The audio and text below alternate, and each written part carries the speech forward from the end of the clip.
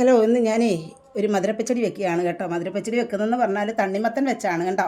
തണ്ണിമത്തൻ കണ്ടോ, ഇതേ തണ്ണിമത്തൻ മേടിക്കണം. ഈ കളറുള്ള പുറന്തൊലി ഈ കളറുള്ള തണ്ണിമത്തൻ വേണം മേടിക്കാൻ. അത് നല്ല മധുരമാണ്.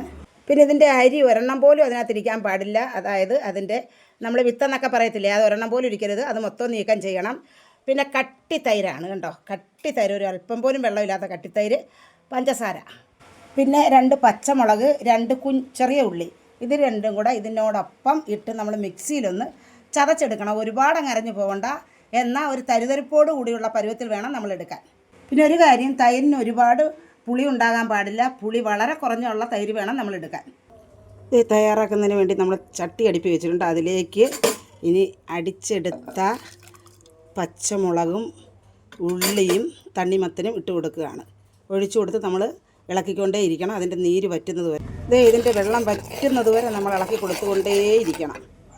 പരുവായിട്ടുണ്ട്. ഈ പരുവാകുമ്പോഴേക്കും നമ്മൾ ആവശ്യത്തിന് പഞ്ചസാര ആഡ് ചെയ്ത് കൊടുക്കണം. നിങ്ങളുടെ മധുരത്തിന് തക്കവണ്ണമുള്ള പഞ്ചസാര. ഒപ്പം തന്നെ നമ്മളൊരു ശകല ഉപ്പും കൂടെ ആഡ് ചെയ്ത് കൊടുക്കുക. ഉപ്പും പഞ്ചസാര എല്ലാം നല്ല വൃത്തിയായിട്ട് റെഡി ആയിട്ടുണ്ട്. ഇനി ഫ്ലെയിം ഓഫ് ചെയ്തതിന് ശേഷം ആവശ്യത്തിന് കട്ടിത്തൈര് ഒഴിച്ച് കൊടുക്കണം. പുളി ഒത്തിരി ഇല്ലാത്ത കട്ടിത്തൈര്. അപ്പോൾ ഈ ചട്ടിയിൽ നിന്ന് തന്നെ ഇത് കറക്റ്റ് ചൂടായി വെന്ത് കിട്ടിക്കോളും.